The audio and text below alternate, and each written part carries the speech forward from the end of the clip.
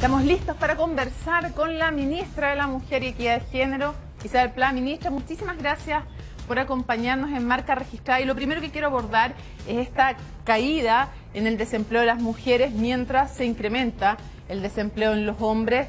En el caso de las mujeres cae de 7,7 a 7,5, ¿no? Usted me dice si estoy bien o no. Sí. ¿Y cuál es la explicación para este fenómeno? Bueno, el dato más importante que entrega el INE hoy día en realidad es el aumento en la participación laboral femenina de 0,4 puntos porcentuales y que se traduce en la práctica en 100.000 nuevos empleos desde el trimestre, desde el 2018 hasta hoy día, 100.000 nuevos empleos que ocupan mujeres. La verdad es que la caída en el desempleo de la mujer, si bien es importante, no es una caída significativa, son 0,2%, ¿verdad? Lo más importante es, como le digo, el aumento de la participación laboral femenina. 100.000 mujeres que el año pasado no estaban trabajando, ¿verdad?, no tenían un empleo remunerado y hoy día forman parte del mercado laboral. Ahora, esa es la parte positiva, ministra. La parte que no está tan llena del vaso es respecto de las cifras en Chile, de qué porcentaje de las mujeres están trabajando y la comparación que hay que hacer a nivel continental y mundial. ¿Cómo estamos ahí? Bueno, tenemos una buena noticia hoy día que transmitir, pero por supuesto el desafío sigue siendo igual de gigante que siempre. Nosotros tenemos una brecha como país muy importante. Todavía no llegamos al 50% de participación laboral femenina. ¿Qué significa eso en la práctica? Significa que más de la mitad de las mujeres en edad y en condiciones de tener un empleo remunerado están fuera del mercado laboral, no tienen oportunidades laborales. Y significa que estamos 5 puntos por debajo del promedio de América Latina, 10 puntos por debajo de los países de la OCDE y 20 puntos por debajo de los países con los que nosotros nos gusta compararnos, que son los países de Europa del Norte, como Noruega, Suecia, en fin, los países que han alcanzado en los mejores niveles y los máximos niveles de equidad de género. Por tanto, el desafío sigue siendo igual de grande. Nosotros, la brecha más importante hoy día en materia de laboral femenina es el acceso a un trabajo. Y sabemos también, ¿sí? Es que es interesante, porque usted nos dice, ni siquiera llegamos al 50% de la cantidad de mujeres que podrían trabajar, ni siquiera la mitad está trabajando. En el caso de los hombres, para que tengamos la comparación de inmediato. 69%. Tenemos una brecha de aproximadamente 20 puntos entre la participación laboral de los hombres y la participación laboral de las mujeres. Y es una brecha muy grande, el doble que la mayoría de los países que integran la OCDE, que es el referente que tenemos nosotros en esta materia. Sí. Y además usted decía, o sea, no es que estemos por sobre Latinoamérica, sino que estamos 5 puntos por debajo también del barrio, del continente. Quisiera preguntarle qué pasa también, es importante recordar cuál es la brecha salarial entre hombres y mujeres. Hay 3 datos de brecha salarial que son importantes de tener en consideración. El primero es el que entrega el INE en la encuesta suplementaria que hace todos los años. El último dato es del 2017.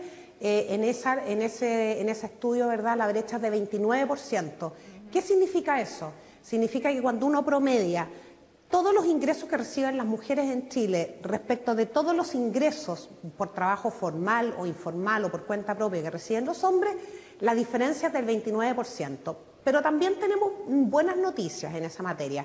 El último informe que recibimos del seguro de cesantía nos señalaba que la brecha es de 16% cuando se compara respecto a los seguros de cesantía y de acuerdo a la suceso, o sea, cuando comparamos los ingresos de las hombres y mujeres que cotizan en el sistema previsional, la brecha ahí alcanza su nivel más bajo en los últimos 10 años y es de 12%. Entonces, hay 2 brechas que es importante tener en consideración, Mónica. Una, la brecha cuando uno compara los datos globales, todos los hombres y todas las mujeres que están en el mercado laboral, y otra es la brecha que conocemos más frecuentemente en el país, que es cuando una mujer gana menos que lo que gana el hombre que está sentado en el escritorio al lado haciendo la misma pega. Sí, ahora lo más terrible es que la mujer además tiene más dificultad para juntar la misma cantidad de dinero que el hombre, pero cuando logra juntar la misma cantidad de dinero, de igual manera tiene una cotización, o sea, tiene finalmente una pensión más baja. Quiero llevarla, para cambiar de tema después, a un par de cosas. Lo primero, ¿cuáles diría usted que todavía son los principales obstáculos para que la mujer se incorpore en igual porcentaje que el hombre al mundo laboral? Hay dos grandes obstáculos, sin perjuicio de otros, pero dos. Uno, lo digo derechamente, el artículo 203 del Código del Trabajo, que establece el derecho a sala cuna para los hijos e hijas solo de aquellas trabajadoras que están en empresas que han contratado 20 o más mujeres y deja fuera a todas las demás. ¿Qué significa? ¿En qué se traduce eso? En la práctica se traduce en un desincentivo para contratar a la trabajadora número 20, de manera tal que la urgencia en nuestro país, y en eso hay coincidencia transversal, es correr ese pestillo, abrir ese candado que desincentiva la contratación de las mujeres y además hace que la percepción de la contratación femenina sea más cara.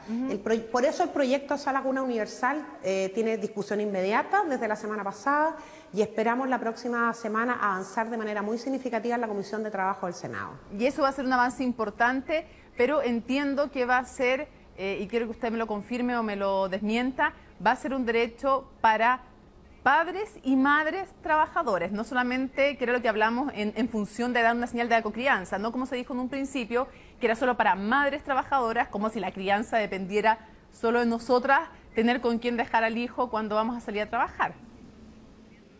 Efectivamente fue apoyada y con respaldo del gobierno la indicación que patrocinaron varias ONGs, Comunidad Mujer, Chile Mujeres, entre otras, y varias parlamentarias, la senadora Carolina Goich, para que el derecho sea para padre y madre cuando ambos son trabajadores. Y eso, y ahí quiero ir al segundo tipo de obstáculos, que los hemos conversado, ¿verdad, Mónica?, muchas veces, que es el segundo gran obstáculo de incorporación de las mujeres al mundo del trabajo y tiene que ver con las responsabilidades familiares, que en Chile todavía recaen casi exclusivamente sobre los hombros de las mujeres. La casa, el cuidado de los hijos, de los nietos, de los familiares enfermos, el cuidado de los adultos mayores. Por eso en nuestro país ha iniciado ya desde hace bastante tiempo y en el último año con mucha fuerza una campaña de cambio cultural para que las responsabilidades en la familia sean compartidas por mujeres y por hombres. Y yo déjeme darle un dato que es importante, Mónica. Solo el 20% de los trabajadores que tienen derecho al permiso por el nacimiento de un hijo, que es el permiso de 5 días, solo el 20% de los trabajadores se lo toman. No solo es un derecho, es también un deber. Y ahí tenemos nosotros un desafío muy importante, que es que los hombres cumplan con su deber y ejerzan el derecho que la ley, ¿verdad?, les otorga respecto al cuidado de sus hijos. Como usted toca ese tema justo antes de cambiar al otro, brevemente, es que también si hablamos de que solo el 20% se toma los 5 días, ya estamos en problema. Pero si pensamos que menos del 1% traspasa algún tiempo del postnatal obligatorio e irrenunciable que tienen las mujeres, la cosa es aún peor. Entonces yo quiero preguntarle si es efectivo que el gobierno, en el ministerio que usted encabeza, están analizando a lo menos la posibilidad de un postnatal masculino obligatorio, es decir, que sea irrenunciable, mirando en el sentido de que muchas veces también la presión de los pares, la presión del jefe, hace que incluso cuando un hombre quiera recibir ese traspaso, sea mal mirado. Está el tema también del fuero y todas esas cosas que las tiene, pero muchos no saben. Pero el tema es que si no es obligatorio, lo hemos conversado muchas veces también, se ha mostrado que no se toma. Entonces la pregunta es si efectivamente el Ministerio de la Mujer en este gobierno está estudiando un postnatal masculino obligatorio. Nosotros lo que estamos estudiando con el Ministerio del Trabajo y específicamente con el ministro Monker, los equipos del Ministerio de la Mujer y de la Equidad de Género y los equipos que encabeza el ministro Monker, son fórmulas, soluciones, incentivos al postnatal masculino, distintas fórmulas. Estamos mirando lo que se está haciendo en otros países, estamos mirando aquello que ha dado mejores resultados. Eso es lo que estamos haciendo. Y en segundo lugar, permítame también reforzar lo que usted ha planteado respecto al desincentivo que hay muchas veces desde la empresa, desde incluso los empleadores, para tomarse el permiso por nacimiento de un hijo, que son los 5 días que se puede tomar el trabajador en el primer mes de vida de ese hijo o de esa hija, y en segundo lugar el desincentivo que empieza ya en el embarazo muchas veces de la mujer, cuando los compañeros de oficina saben que va a ser padre, ¿verdad?, para que ese trabajador se tome una parte del postnatal de su mujer. No me quedó tan claro en qué es lo que hay voluntad de avanzar y si, por ejemplo, ustedes ya tienen algunos estudios económicos respecto de cuánto implicaría, por ejemplo, un postnatal de 1 mes, de 2 meses para el hombre.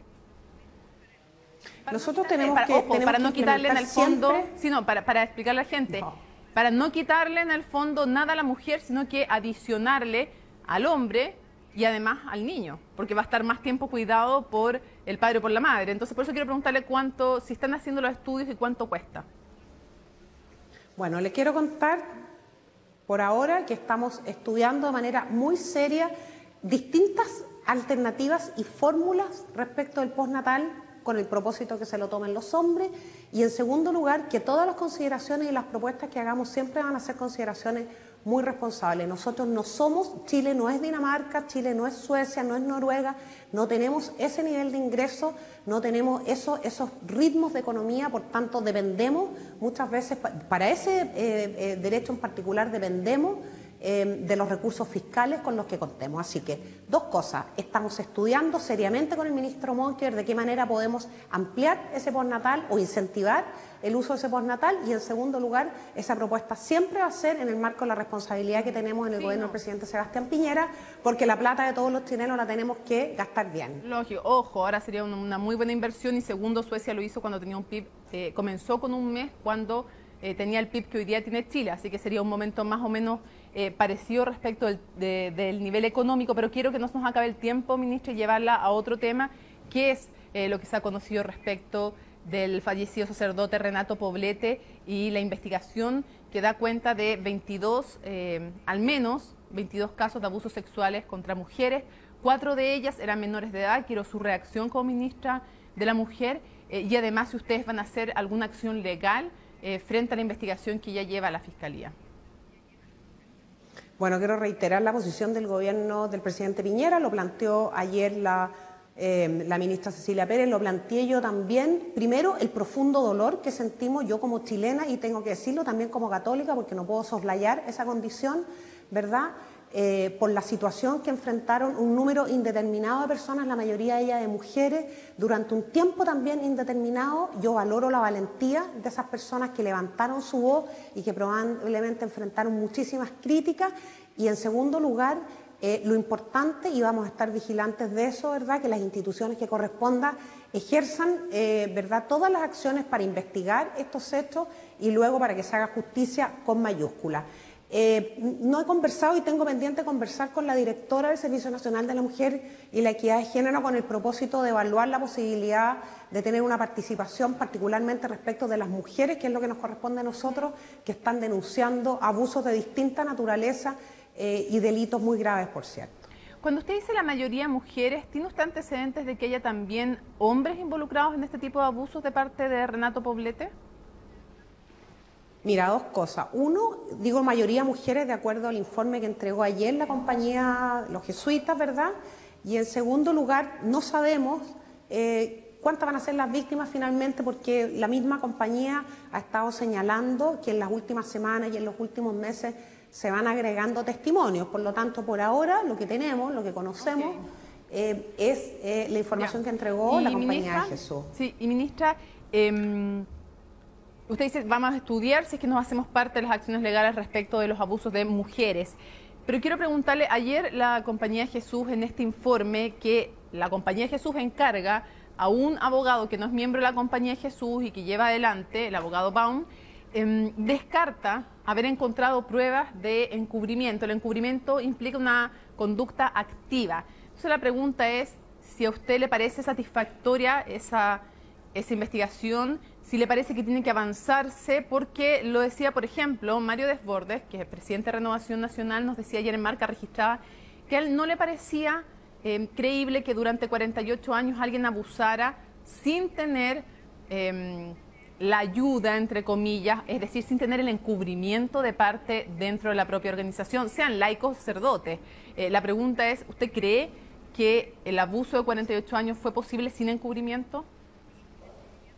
Mire, lo que yo creo, lo que dije anoche, yo creo que ahora le corresponde al Ministerio Público, a la Justicia, investigar y además investigar las responsabilidades personales, pero también las responsabilidades eventuales institucionales. Creo que en ese periodo de investigación probablemente se van a recoger muchos antecedentes que no conocemos hoy día, que el país no conoce, que la propia Compañía de Jesús no conoce, y en donde podrían, por ejemplo, ¿verdad?, revelarse situaciones que dieran señales de ciertos encubrimientos institucionales o de personas que estaban rodeando a Renato Poblete.